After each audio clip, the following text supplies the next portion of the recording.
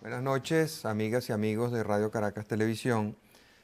Hoy hemos invitado al doctor Agustín Navarro, analista político y económico mexicano, para conversar un poco sobre la crisis que se nos viene encima, ya que, como ustedes recordarán, México siempre ha ido un poquito por delante de nosotros en estos tropiezos de la deuda y del Fondo Monetario Internacional.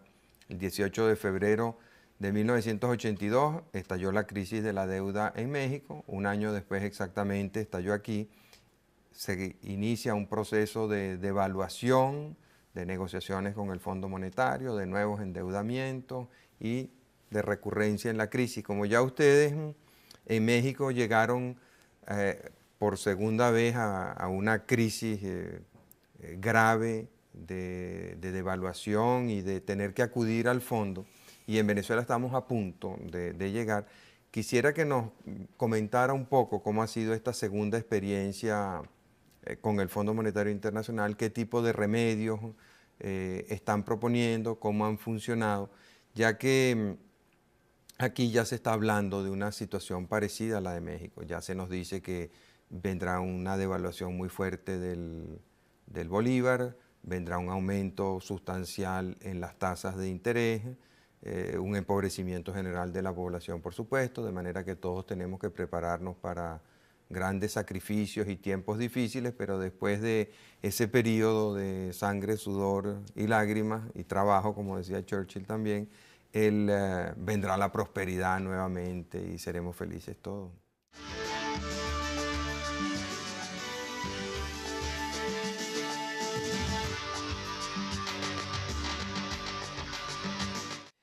Bueno, no, como usted ya lo acaba de señalar, y antes que nada agradecerle la hospitalidad y estar en este país tan lindo con el que le tengo tanto afecto. Quiero decirle que nosotros somos buenos clientes del Fondo Monetario en esa relación de deudor-acreedores. Esto, el balance, creo yo, desde ese punto de la relación, pues es que México tiene en este momento la deuda más grande de su historia. Puede terminar 1995 con una deuda cercana a los 170 mil millones de dólares. Y lo importante no es eso, sino la cantidad de dinero que se va a tener que tener lista para darle servicio a la deuda del año que entra. Se habla de que pueden ser 23, 25 mil millones de dólares. Ahora, cuando México, después de, o sea, al inicio del periodo del presidente Salinas, acude al fondo y pone en práctica un programa de ajuste, la idea que se le vendió al pueblo mexicano era que los sacrificios que se estaban haciendo en ese momento iban a llevar a la solución de los problemas, ese problema de la deuda que venían arrastrando desde hacía ya 7 años, iba a permitir un aumento de las inversiones, un mejoramiento de la calidad de vida. ¿Qué pasó que eso no funcionó? Bueno, aquí hay varios ingredientes, no voy a tratar de resumirlos porque el tiempo no nos lo permite. Aquí hay una combinación de factores interesantes en materia de crisis, de donde también ya tenemos un doctorado los mexicanos.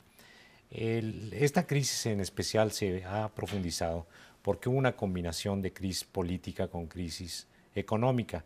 Si usted se remonta a 1968, tuvimos una gran crisis política muy seria, dolorosa, pero la economía marchaba más o menos.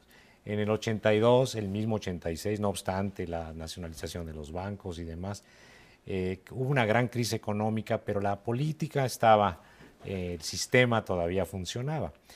Ahora hay una profundidad mayor porque están combinadas estas dos en una simbiosis casi mefistofélica. Están combinadas estas dos crisis. Creemos nosotros que ahora podemos comprobar que el diagnóstico que muy pocos hacíamos de que las cosas no iban bien en México a pesar de que se pensaba en el exterior de que todo iba bien, está en razón de la corrección misma que se le ha dado. O sea, ahora por el tratamiento podemos darnos cuenta de que hubo una hiperinflación, ¿no? Una expansión irresponsable de moneda y crédito, o sea, una crisis hiperinflacionaria que empezó a mal colocar los recursos, creó una situación muy compleja, y ahora la medicina es la deflación. Y estamos metidos en una recesión inducida, deflacionaria. La masa monetaria la han reducido 20% en los últimos 8 meses, más lo que ya tenían acumulado, y estamos en una estagflación. Y solamente hay una cosa peor que una hiperinflación, que es una deflación, una depresión económica del corte de la que hubo en los años 30 en los Estados Unidos y cuyo responsable fue el Banco Central, la Reserva Federal. Esto ha creado destrucción en las cadenas productivas del país y por lo tanto también se necesita soluciones muchísimo más radicales. Ahora, tratando de responder al el principio de su pregunta, quiero decirle que lo que hubo aquí fue fundamentalmente un error de percepción. Se crearon expectativas. Por ejemplo, las expectativas del Tratado de Libre Comercio es otro dato que les puede servir a ustedes para prevenirlo. Demasiado importantes, demasiado grandes, y el tratado se demoró. Y se demoró porque hubo un error de apreciación de qué iba a suceder en los Estados Unidos en las elecciones. El presidente Bush no se reeligió, entraron los demócratas y empezaron las discusiones.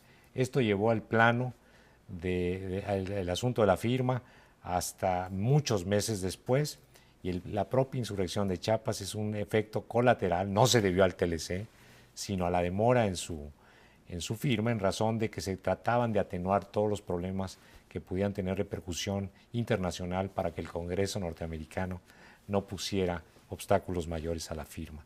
Entonces, este atenuamiento, este cataplasma que se le aplicó a ese problema, pues finalmente explotó y complicó después la situación política, que se sumó a estos infortunados incidentes que fueron los asesinatos políticos, y esto empezó a abrir la atención de varios de los inversores que estaban manejándose en situaciones muy ventajosas para ellos, de los grandes fondos mutualistas americanos, que tenían una inversión muy considerable de muchos millones, miles de millones de dólares, y que empezaron a salirse. Fue ahí donde el gobierno tomó una decisión equivocadísima, a juicio ahora de toda la población, de cambiar los certificados de la tesorería, los CETES, que ya pagaban muy buenos intereses, pero en moneda nacional, los cambiaron por tesobonos, o sea, les dieron un seguro contra la inflación, contra la devaluación, al denominar estos valores en dólares.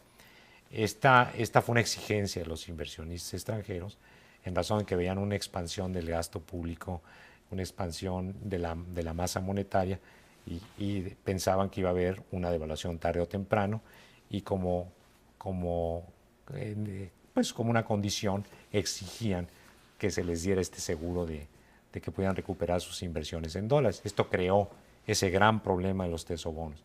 No obstante, el dinero se siguió saliendo, no fue suficiente los tesobonos para contenerlos, siguió la salida y la baja de las reservas, entonces subieron los intereses, a ver si a base de intereses lograban sostenerlos. Tampoco los detuvo, esto fue agravándose.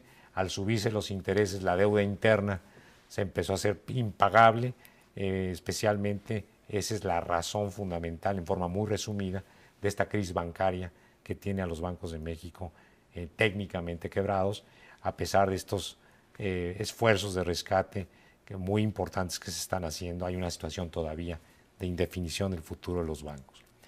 Ese, digamos, fue el preámbulo, y finalmente pues llegó lo que tenía que llegar, la devaluación. Y todavía se comete ahí un error, porque se hace una devaluación tibia, timorata, muy pequeña, los mercados no creen en ella, y con razón, porque no era suficiente, y vino el efecto tequila, que verdaderamente es infortunado, porque el único efecto tequila que había antes era pues la que hace el tequila por las exportaciones mexicanas de tequila. Pero vamos a cumplir unos compromisos. Al regreso quisiera insistir en algunos de los puntos que usted ha planteado, porque veo muchas similitudes entre la experiencia mexicana y la experiencia venezolana. Aquí también hemos pasado por la crisis, primero de liquidez y luego de solvencia de la banca, el problema del endeudamiento progresivo del Estado, tanto en moneda nacional como en moneda extranjera, el peso creciente de los intereses sobre el presupuesto del Estado, y ya estamos empezando a hablar de la necesidad de devaluar, aunque de hecho tenemos una moneda devaluada, porque aunque el gobierno ha tratado de mantener el tipo de cambio fijo a razón de 170 bolívares por dólar. Existe un mercado paralelo a través de la compra de bonos Brady que supera en más de un 50% el precio oficial. Por supuesto que este diferencial cambiario ha generado un problema de corrupción y de aumento de la demanda de esos dólares baratos que el Estado otorga de acuerdo a criterios que nadie conoce, y esto a su vez está creando ya problemas en las reservas internacionales de Venezuela que están o sea, han puesto al país y al Banco Central en el límite ya de la iliquidez. Entonces, al regreso quisiera que comentara un poco los remedios que se aplicaron allá y los resultados que se obtuvieron, a ver si aquí por lo menos, aunque dicen que uno nunca aprende en cabeza ajena, ¿no? Pero a ver si algo aprendemos. Ya regresamos.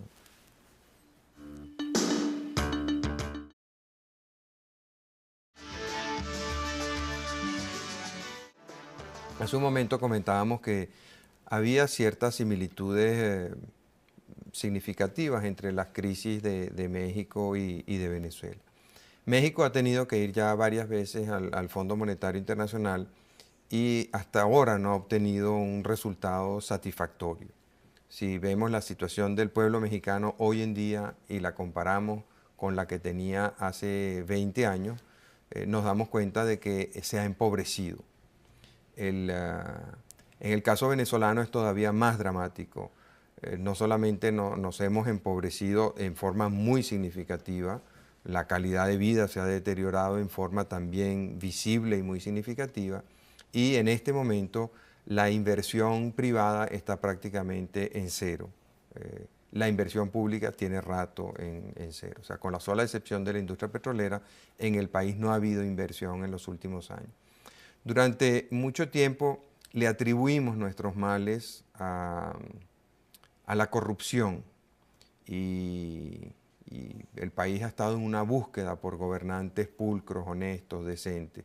Sin embargo, tampoco esto ha resuelto nuestros problemas, a pesar de que Venezuela hoy en día puede exhibir con orgullo un gobierno honesto y un presidente que nadie cuestiona en ese plano. Sin embargo, nuestros problemas económicos se han agravado. Y se habla de volver nuevamente a un programa con el Fondo Monetario Internacional. Ya Venezuela tuvo un acuerdo con el Fondo Monetario Internacional que fracasó estrepitosamente, tanto en el plano económico como en el plano político y en el plano social, por supuesto, por el empobrecimiento que ha habido. Como ustedes ya han regresado otra vez al Fondo Monetario, me imagino que habrán desarrollado mejor sus técnicas de negociación con el Fondo Monetario, estarán más claros en lo que quieren como país frente al fondo, y me imagino que el fondo, en vista de los fracasos que ha tenido, también será más comprensivo y más razonable. Entonces, ¿qué podemos esperar los venezolanos de esta próxima visita al Fondo Monetario? Pues ojalá tenga usted razón en que el fondo haya tomado algunas lecciones de las experiencias que él mismo como prestamista ha tenido. Desafortunadamente nada más tienen una medicina, un purgante, y la receta siempre ha sido la misma. Probablemente la dosis la moderen y un poco en unos casos y en otros, pero siempre le van a pedir a usted como autoridad gubernamental que suba los impuestos, que logre usted resolver el problema de su déficit fiscal a base de subir los impuestos.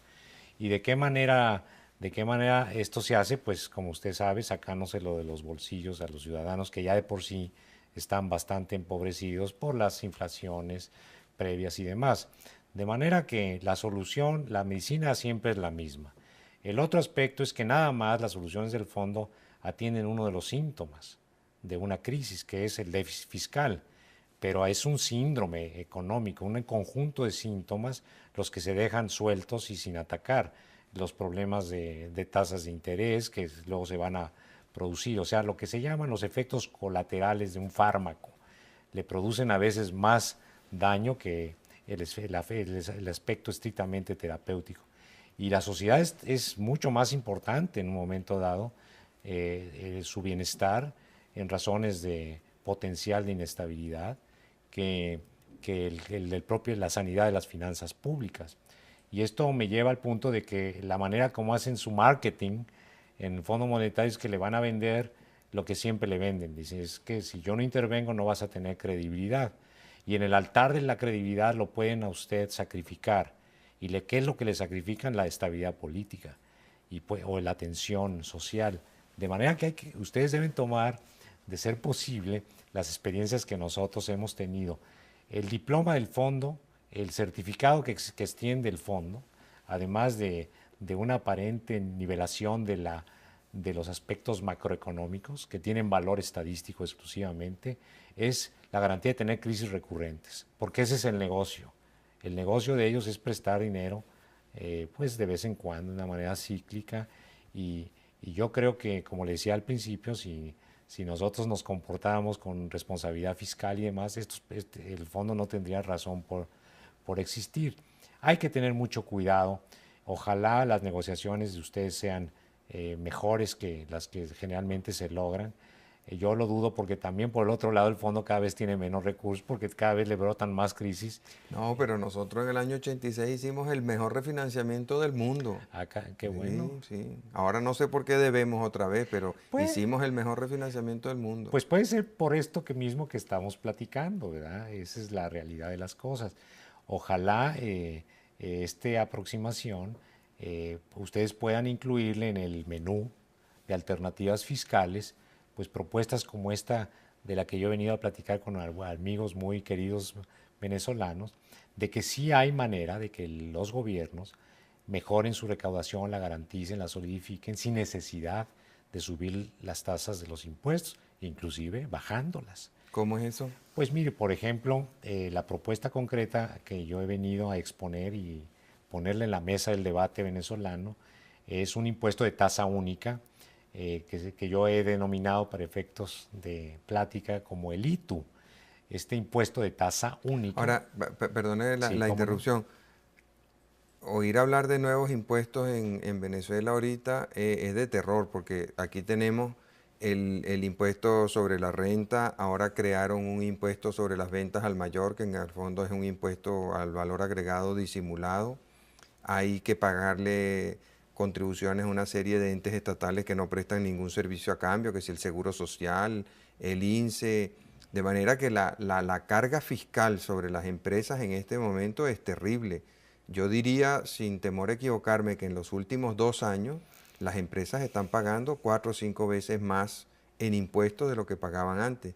En el caso concreto de esta empresa es bastante más que eso.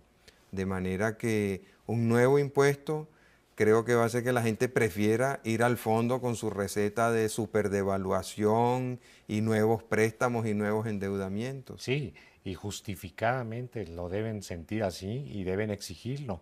No, esto se trata de sustituir todo el sistema fiscal. Yo no estoy hablando de venir a incorporar un nuevo impuesto. Yo vengo a darles el instrumento que sería necesario para hacer una reforma tributaria. Realmente la propuesta final es la del impuesto, o sea, cómo hacer la reforma tributaria. La propuesta es hacer una reforma que termine con un impuesto anacrónico, antidiluviano, del medievo, como es reforzado por la teoría marxista de las tasas progresivas a ultranza para hacer la redistribución a través del ingreso. Pero realmente es un impuesto que ya no está funcionando en ningún lado. En los propios Estados Unidos está en proceso de extinción. No se extrañe usted ver el año que entra una propuesta con gran viabilidad política que sea aprobada, donde se va a terminar el income tax en los Estados Unidos. Entonces esto también va a crearnos a ustedes, los venezolanos y a los mexicanos, una situación de desventaja comparativa, porque si estas personas en los Estados Unidos logran implantar, hacer esta reforma tributaria, pues realmente van a tener un ambiente fiscal mucho más atractivo para la inversión y nuestras economías se van a ver amenazadas. ¿Cómo puede funcionar el Estado con menos impuestos? No funcionan con menos impuestos, sino que esta fórmula permite, por ejemplo, a la que yo me refiero, permite no solamente sostener esa recaudación, sino mejorarla, porque la base, el elemento central es que se amplía la base gravable de una manera que permite bajar la tasa a niveles sorprendentes. O sea, los impuestos, los ingresos netos que recibe el Estado son mayores. Pero fíjese, la experiencia venezolana ha ido en contra de eso que usted cita. Aquí se ha tratado de ampliar la base tributaria y de hecho ha aumentado de una manera impresionante la recaudación fiscal.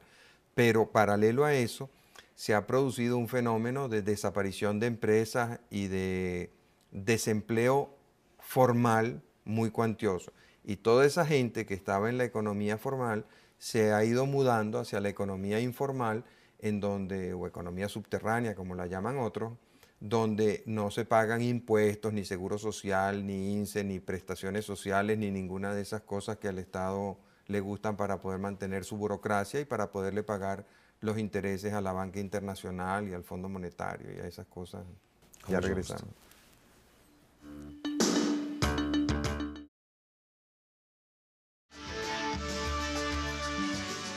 Hace un momento usted comentaba que estos sistemas permiten, o sea, que el método tradicional es aumentar la recaudación.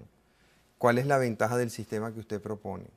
Bueno, que la tasa es muy baja, la tasa es fija, es equitativa, es única de 10%, todo mundo paga lo mismo y en razón de que alcanza y se graba el ingreso y a la vez se está grabando, pero se acentúa en el gasto, esto está estimulando que el gasto, por un lado, no se fomente por la vía fiscal y por el otro lado no se ataque o no constituya un gravamen sobre la inversión, o sea, sobre aquello con lo que se coopera al proceso económico. Este asunto del 10% de un impuesto de tasa única permite al Estado, en función del mayor número de contribuyentes que se ven atraídos por saber que con un 10% se les puede extender su certificado de sanidad fiscal y a su vez pueden exigir, pues sin peligro de agravio y demás, que verlos reflejados en servicios públicos, ver sus calles en mejor estado, su asistencia y demás de carácter social.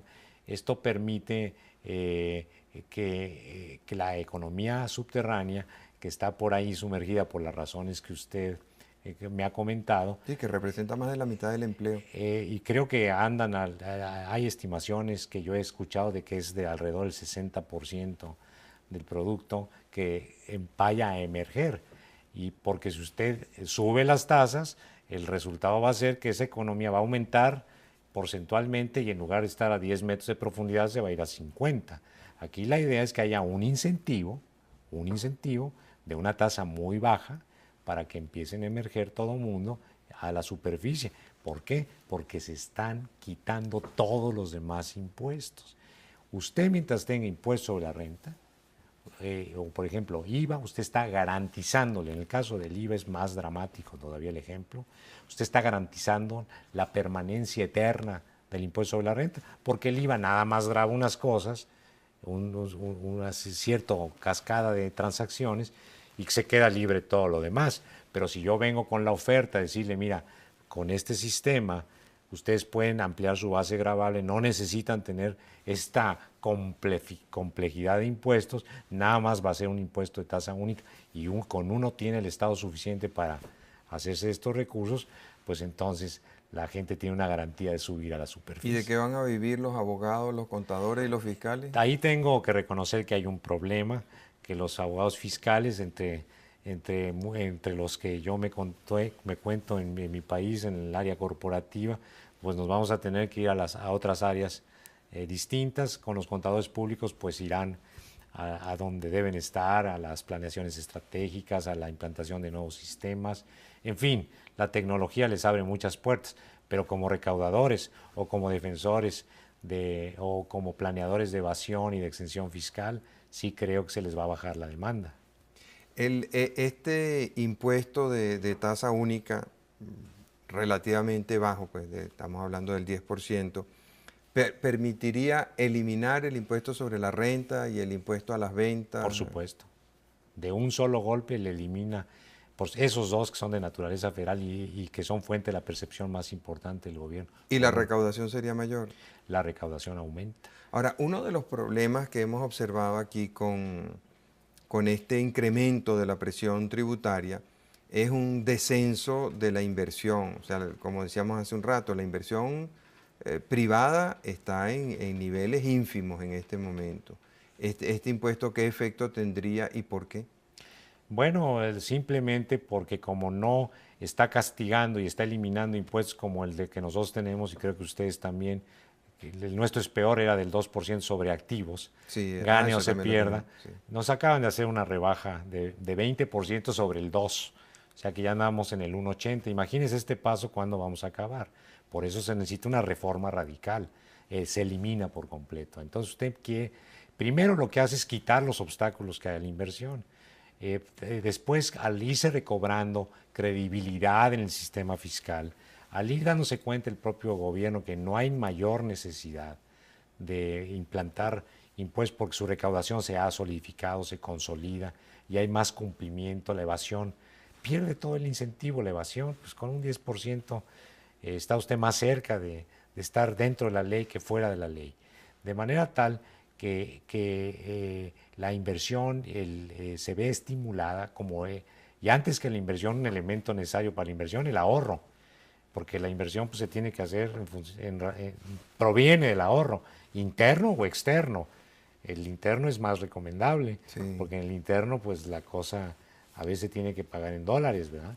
Por lo que yo pienso que esto tiene esta doble característica que no le ofrecen los sistemas anárquicos y completamente anacrónicos como el impuesto sobre la renta, que pretende tasas enormes, marginales y que finalmente recauda menos. Ahora, la respuesta frente a este planteamiento me imagino que será, sí está muy bien, pero no tenemos tiempo. O sea, la situación es crítica, nos estamos quedando sin reservas internacionales, los acreedores nos agobian con sus exigencias, necesitamos dólares para que se siga moviendo el aparato productivo.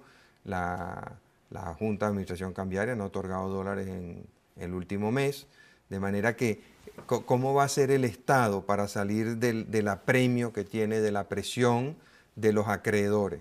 Y los acreedores lo único que aceptan es un programa con el Fondo Monetario Internacional. Y de hecho, hasta la oposición en este país, paradójicamente, lo que le pide al gobierno es que vaya al fondo y no que vaya de cualquier manera, sino que vaya con un programa integral. Claro, bueno, el apremio puede ser muy grande. En mi país, el apremio fue más grande de lo que todo el mundo esperábamos, porque había cifras aparentes en las reservas que no estaban ahí. Finalmente, ahora volvemos a estar en una situación curiosa porque parece que las reservas son de alrededor de 15,000 millones de dólares, pero las reservas netas, si usted le quita lo que se tiene que pagar a muy corto plazo, pues prácticamente desaparecen. Entonces, a lo mejor estamos sin reservas, pero ahí está un dato de reservas. Mire, el asunto es qué tanta urgencia hay para implantar un sistema. Yo creo que garantice ingresos al Estado. Si por un lado se le está cayendo la recaudación, porque pues en este ciclo vicioso de que hay baja de producción, recesión económica, al haber eso baja la recaudación y hay presión para subirla, si usted mete un sistema con relativa rapidez que le va a producir una recaudación muy rápido, ya sea por la vía transitoria de mientras se adapta esto a una declaración, a un sistema de recaudación anual, se puede hacer en una forma de fases, pero le empieza a entrar dinero fresco porque hay incentivo para pagarlo, porque se está entrando a un nuevo régimen fiscal más atractivo. Yo creo que se puede resolver gran parte del ingreso fiscal. No sé si las condiciones del cash flow del Estado venezolano le hagan o lo obliguen a agenciarse de algunos préstamos de carácter transitorio.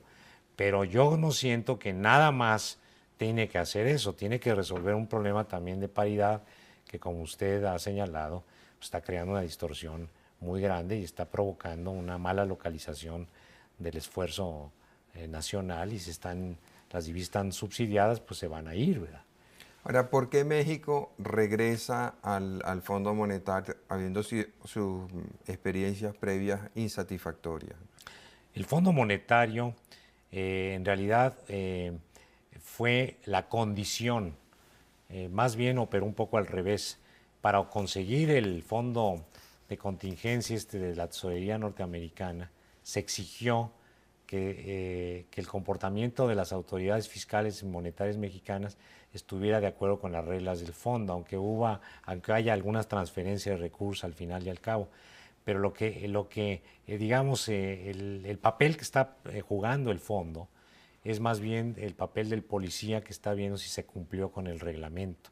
Las reglas del fondo son las que permiten o permitieron respaldar, por lo menos, no ante el Congreso, porque se le dio la vuelta, el presidente Clinton forzó esta situación al punto de que no lo pasó por ahí en uso de sus atribuciones presidenciales, que hay quien se piensa que presuntamente pudieron haber sido hasta inconstitucionales, pero en fin, el dinero se proveyó.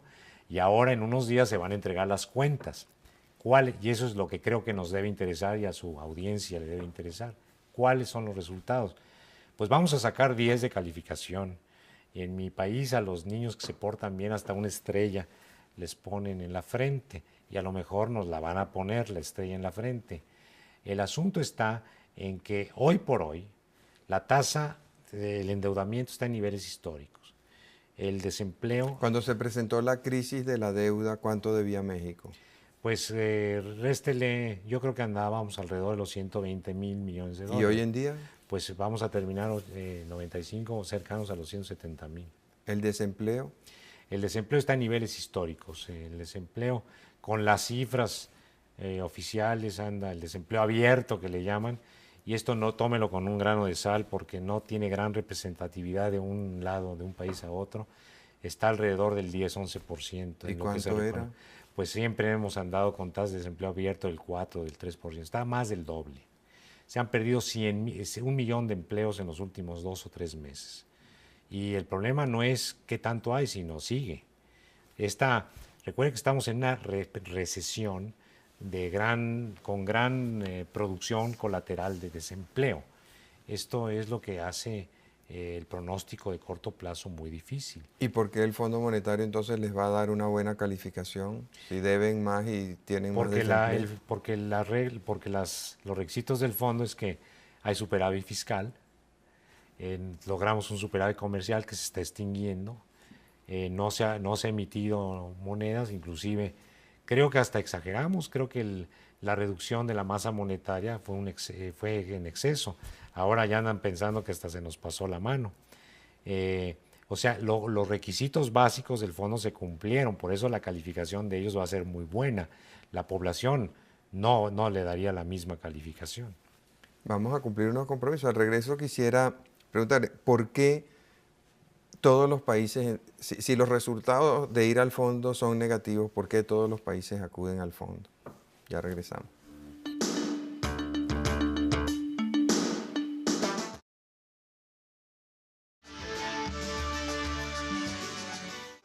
Hace un momento comentábamos que a pesar de la experiencia negativa que muchos países han tenido con el Fondo Monetario Internacional, sin embargo, se sigue insistiendo en que el único remedio que tiene, en el caso de Venezuela, el único remedio que tiene Venezuela es ir al fondo y aceptar las condiciones del fondo, que ya se nos ha dicho que van a ser muy duras, muy drásticas, pero ese es el remedio que tenemos que tomarnos para superar la crisis actual.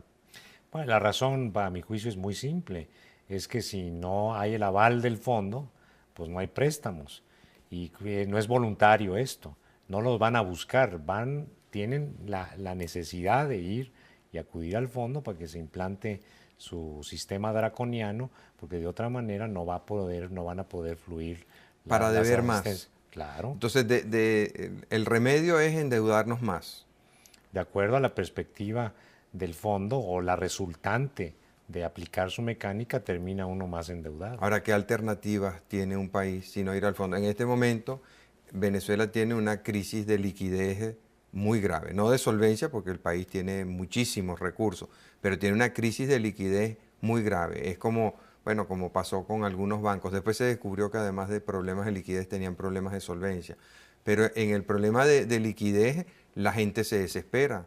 O sea, al no tener cómo pagar, nos vamos a quedar sin importaciones, y al quedarnos sin importaciones, eso significa que nos vamos a quedar sin comida y sin automóviles y sin neveras, ni cocinas, ni repuestos. Por supuesto, si no hay manera de acudir a las fuentes de crédito internas, por razones como las que usted me explica, pues se tiene que fomentar un panorama, un escenario, donde puedan fluir fondos del exterior. Pero si los impuestos están en contra de eso, si las políticas de inseguridad jurídica no están resueltas, si aquí hay una cantidad de regulaciones o de sobreregulaciones para los negocios, para la actividad bancaria, para la actividad financiera, para la actividad industrial, para la actividad comercial, pues no se crea ese escenario. Hay que recomponer esa estructura. Ahora, estos problemas de liquidez interna se deben en buena parte también a la política monetaria que tenga el gobierno. Si usted seca el sistema, como fue el caso mexicano, pues ¿qué le va a pasar, verdad? O si el gobierno está tomando mucha parte de ese ahorro interno, pues las tasas de interés se van a ir enormemente hacia arriba y no hay manera posible, humana, de que un negocio pueda dar un rendimiento de ese tipo. Si además tiene inflación, estas tasas de interés para el inversionista se vuelven negativas y cosa que entonces no hay interés tampoco en mantener el dinero en el país. Entonces se cae en un círculo continuo, creciente de mayor liquidez, ¿verdad? Ahora, yo veo que cuando una familia o cuando una empresa tienen un problema de liquidez, venden algún activo. O sea, si en la familia hace falta dinero en efectivo y no se puede ir a los bancos porque el banco no le presta a uno o exige unas garantías horrendas o exige unos sacrificios que uno no está dispuesto a hacer, entonces se vende un automóvil o se vende algo, pues se vende un terreno que se tenía y lo mismo las empresas. ¿Por qué el país no puede hacer eso? Pues debería pensar en hacerlo, porque yo tengo entendido que los activos que tiene el Estado venezolano son muy altos, son muy importantes y en muy buena parte podrían resolver todo el problema de deuda interna si los enajenan y los privatizan. Y es más, ni siquiera tienen que pagar el costo político de privatizarlos. Yo creo que hay una fórmula más sencilla que he promovido yo también en mi propio país, que reglamenten a tal punto y permitan el acceso de los mercados a esto, y la privatización viene por añadidura, ni siquiera andan con el problema de andar diciendo que están privatizando y desnacionalizando al país y todas estas cosas. Es darle oportunidad a los mercados a través de esta enajenación de bienes públicos y empieza la economía a tomar otra vez su ritmo y empieza a haber una liquidez que el propio Estado está fomentando, ¿verdad? Ahora sí, Sin necesidad de emitir moneda, ¿no? sí, para resolver el problema de la liquidez se pueden vender empresas del Estado y para mejorar la inversión y hacer más equitativa la carga tributaria se puede hacer una reforma. ¿Por qué no la hacen los gobiernos? ¿Por qué en México no lo han hecho? ¿Por qué en Venezuela no lo quieren hacer? Mire, es un problema de voluntad política y yo creo que en buena parte que no han hecho el análisis serio, responsable de una relación costo-beneficio. Si ellos se dan cuenta de que una reforma tributaria no va a constituir en una situación de angustia, de que no puedan, el gobierno no tenga manera de responder a sus responsabilidades, de atender las necesidades de la sociedad, y que en un momento dado siguen manejando una política de anclaje o de cambio fijo, por ejemplo en el caso de la paridad cambiaria, como nosotros tuvimos allí un esquema totalmente arbitrario de flotar en una banda, una flotación sucia, y terminamos con una devaluación porque era una ficción económica eso. Permitió que se sobrevaluara el peso, que es lo que les ha ocurrido a ustedes de una manera ya casi escandalosa. Pero de cualquier manera, ¿por qué no lo hacen? Porque piensan que pueden tener remedios de corto plazo y pueden hacer algo que solamente una persona ha podido hacer en lo que es la historia de la humanidad, que es decirle, Lázaro, levántate y anda. La economía no opera así. Para que el proceso de reconstrucción económica es mucho más lento. Tiene que fomentarse todo el entorno, tiene que cambiar la naturaleza del entorno fiscal, de seguridad jurídica, de Estado de Derecho, de respeto de derechos a la propiedad, de facilitar, de simplificar el pago de las contribuciones, de facilitar que venga la inversión extranjera, dar todo este género de quitar estas ataduras de la economía, liberalizarla, para que empiece a andar la economía y en mayor o menor grado van a avanzar de acuerdo con el esquema de cada quien. Hay experiencias espectaculares. En los países de la cuenca del Pacífico hay crecimientos espectaculares sostenidos cuando se han liberalizado.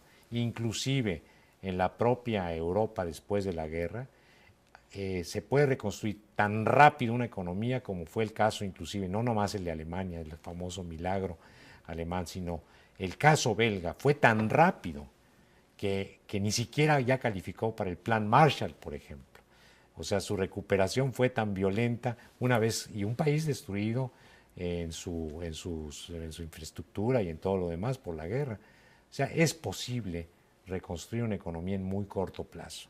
Es posible que esto se recupere en plazos muy perentorios, pero no tienen claro los gobernantes muchas veces que esto se puede hacer en forma muy expedita, y desgraciadamente no se van por las salidas falsas de subir impuestos, se van por las salidas falsas del endeudamiento externo, y sobre todo por aquellas que todavía son peores, de emitir moneda y de expandir el gasto público para crear y fomentar la actividad. Ahora, algo muy importante debe tener el fondo que no sé si en el caso mexicano, pero que en el caso venezolano el gobierno vaya a acudir a él, porque nuestro presidente fue el fundador del Partido Social Cristiano en Venezuela y tuvo excelentes relaciones con los líderes que reconstruyeron Europa, con Adenauer y con Einaudi de Gasperi en Italia. ¿Cómo no? ¿Por qué no seguir ese camino? Y siempre ha tenido una profunda antipatía hacia el Fondo Monetario Internacional. ¿Por qué preferimos ir por el camino del Fondo Monetario Internacional y no por el camino que transitaron exitosamente los gobiernos demócratas cristianos de Europa? Bueno, no Aquella sé, receta ya no sirve. no conozco las razones particulares del presidente de Venezuela, pero lo que sí le puedo decir es que este esquema muy bien integrado de rescate financiero, en el que el fondo es el eje de la disciplina o de la necesaria o del requisito indispensable para acceder a fondos que en un momento dado no son necesarios para resolver una crisis interna de carácter fiscal, pues es, yo creo, donde en un momento reconocen que no tienen otra salida y caen por necesidad. Y yo creo que es un atractivo un poco perverso, pero está ahí y existe, y hay una tendencia a caer en las garras de estas organizaciones de prestamistas, ¿verdad? No podría yo precisar concretamente por qué este presidente, en el caso venezolano, o el mío, en el caso mexicano, no siguen otras vías más cortas. A veces es porque no creen en los mercados lo suficiente, a veces son porque ha habido tradiciones de populismo muy largas, a veces ha sido porque solamente cuando se ven en situaciones de gran apremio modifican la política económica, pero no por convicción, sino por consenso, por la presión de las circunstancias. Entonces las reformas nunca son suficientes y se crean todos estos. Mire, hay cosas increíbles como sucedió en México, el proceso de privatización, algo que todo mundo aplaude en estos tiempos modernos, que todo mundo entiende. Pues las privatizaciones que se hicieron en mi país, algunas de ellas muy rentables para el gobierno, les produjeron en los últimos años 36,000 millones de dólares, que por cierto ya se extinguieron amortizando deuda interna. Por ese lado podríamos decir que se aprovecharon más o menos bien, pero estas privatizaciones, al no reglamentar en forma suficiente, al haber hibridismo en esto, ¿qué crearon? Pues que monopolios públicos pasaron a manos del sector privado como monopolios privados, porque no se desreglamentaron lo suficiente. Y si usted me diera la opción entre un monopolio público y uno privado, pues podría atreverme a decir que prefiero uno público porque es más ineficiente. Más ineficiente, sí. En razón de ello, ¿verdad? Sí. O sea que hasta en las buenas direcciones el trastabilleo es muy grande. Esto, cuando a mí me hablan de la cultura tributaria que no existe, pues ¿cómo va a existir una cultura tributaria? Es la cultura de la destrucción, ¿Cómo podemos pedirle a los contribuyentes de mi país o del suyo que tengan conciencia de pagar los impuestos, que no evadan cuando el pagarlo significa la destrucción, cuando el dinero no nada más se lo sacan de los bolsillos, sino les quitan el pan de la boca? Yo creo que aquí el asunto se tiene que invertir, la polaridad, el principio de causalidad se tiene que respetar. En mi país se piensa que se debe fomentar el ahorro. Hay preocupación porque ha bajado el ahorro, pero nadie recuerda de qué manera se hace el ahorro. Y para que haya ahorro tiene que haber inversión, empleo, ingreso y luego se ahorra, no al revés. Claro que es muy bueno decir hay que fomentar el ahorro, pero antes que fomentar el ahorro es consecuencia de fomentar la inversión. Y si usted tiene impuestos exagerados, complejos, múltiples que desalientan la inversión y fomentan el consumo, si usted tiene un proceso monetario ahí que todo el mundo anda corriendo a ver cómo adelantarse a la inflación, pues ¿cuándo va a haber ahorro? Si lo que se quiere uno es deshacerse de la moneda, que a su vez pierde su principal característica, que es la fiducia, la confianza. Entonces la desconfianza se generaliza, nadie cree en las cifras, nadie cree en el gobierno mismo. ¿Y qué hace el gobierno? Pues empieza a jalar por la vía del autoritarismo que le hemos delegado en forma voluntaria, llamémosle, le hemos dado el poder de la coerción y pues caemos en situaciones más extremas. Y esa es la razón, ese es el círculo vicioso que hay que romper y tenemos que romperlo con una filosofía política correcta. Mire, el principio que aquí opera es que las políticas públicas no fallan, son equivocadas o son acertadas. Y cuando son desacertadas o equivocadas producen unos daños espantosos, pero cuando son correctas producen unos beneficios muy grandes. El asunto está, y no fallan porque tienen el poder coercitivo del Estado detrás de ellas, pero el asunto está en que las políticas públicas sean políticas de beneficio, políticas razonables, no antieconómicas, que permitan a los mercados operar, que haya seguridad y demás, todo lo que hemos platicado. Muchas gracias. Muchas gracias, amigos, por su atención. Como de costumbre, los espero el próximo domingo a la hora de siempre. Gracias.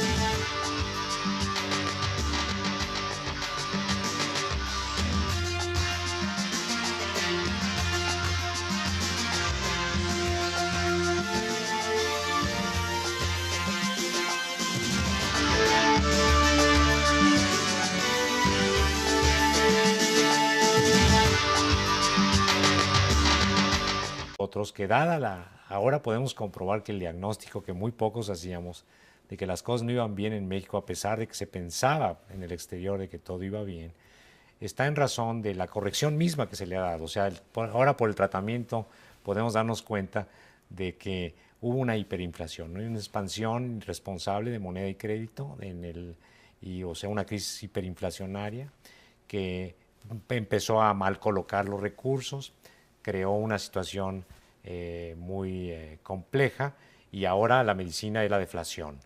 Y estamos metidos en una recesión inducida, deflacionaria. La masa monetaria la han reducido 20% en los últimos 8 meses, más lo que ya tenían acumulado, y estamos en una estagflación.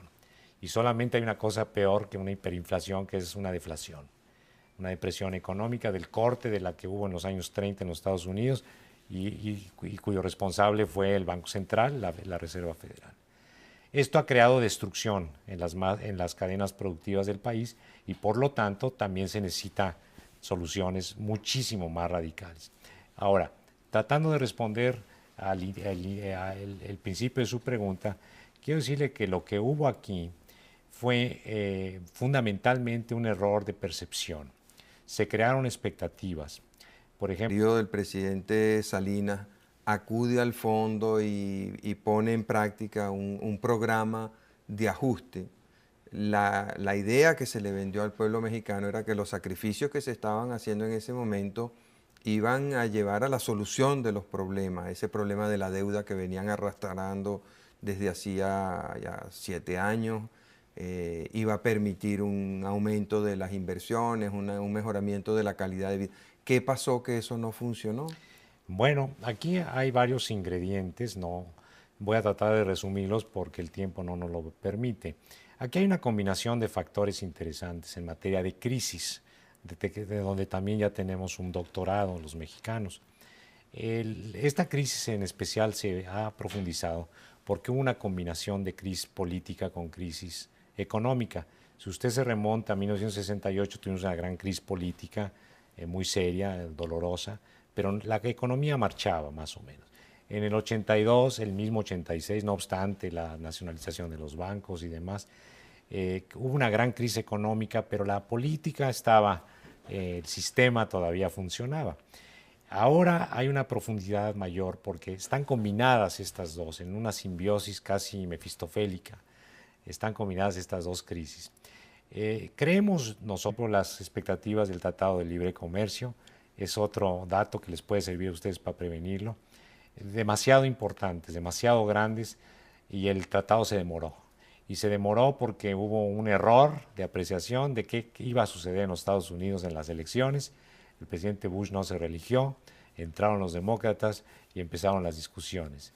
Esto llevó al plano el asunto de la firma hasta muchos meses después, y la propia insurrección de Chiapas es un efecto colateral, no se debió al TLC, sino a la demora en su firma, en razón de que se trataban de atenuar todos los problemas que pudieran tener repercusión internacional para que el Congreso norteamericano no pusiera obstáculos mayores a la firma. Entonces, este atenuamiento, este cataplasma que se le aplicó a ese problema, pues finalmente explotó y complicó después la situación política, que se sumó a estos infortunados incidentes que fueron los asesinatos políticos, y esto empezó a abrir la atención de varios de los inversores que estaban manejándose en situaciones muy ventajosas para ellos, de los grandes fondos mutualistas americanos, que tenían una inversión muy considerable de muchos millones, miles de millones de dólares, y que empezaron a salirse. Fue ahí donde... Buenas noches, amigas y amigos de Radio Caracas Televisión. Hoy hemos invitado al doctor Agustín Navarro, analista político y económico mexicano, para conversar un poco sobre la crisis que se nos viene encima, ya que, como ustedes recordarán, México siempre ha ido un poquito por delante de nosotros en estos tropiezos de la deuda y del Fondo Monetario Internacional. El 18 de febrero de 1982 estalló la crisis de la deuda en México, un año después exactamente estalló aquí. Se inicia un proceso de devaluación, de negociaciones con el Fondo Monetario, de nuevos endeudamientos y de recurrencia en la crisis. Como ya ustedes en México llegaron por segunda vez a una crisis grave de devaluación y de tener que acudir al fondo, y en Venezuela estamos a punto de llegar, quisiera que nos comentara un poco cómo ha sido esta segunda experiencia con el Fondo Monetario Internacional, qué tipo de remedios están proponiendo, cómo han funcionado, ya que aquí ya se está hablando de una situación parecida a la de México. Ya se nos dice que vendrá una devaluación muy fuerte del bolívar, vendrá un aumento sustancial en las tasas de interés, un empobrecimiento general de la población, por supuesto, de manera que todos tenemos que prepararnos para grandes sacrificios y tiempos difíciles, pero después de ese periodo de sangre, sudor y lágrimas y trabajo, como decía Churchill también, vendrá la prosperidad nuevamente y seremos felices todos.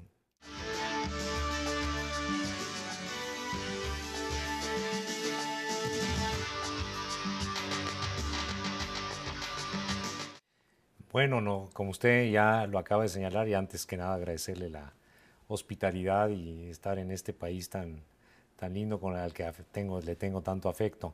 Quiero decirle que nosotros somos buenos clientes del Fondo Monetario en esa relación de deudor-acreedores. Esto, el balance, creo yo, desde ese punto de la relación, pues es que México tiene en este momento la deuda más grande de su historia. Puede terminar 1995 con una deuda cercana a los 170.000 millones de dólares. Y lo importante no es eso, sino la cantidad de dinero que se va a tener que tener lista para darle servicio a la deuda del año que entra. Se habla de que pueden ser 23, 25.000 millones de dólares. Ahora, cuando México, después de, o sea, al inicio del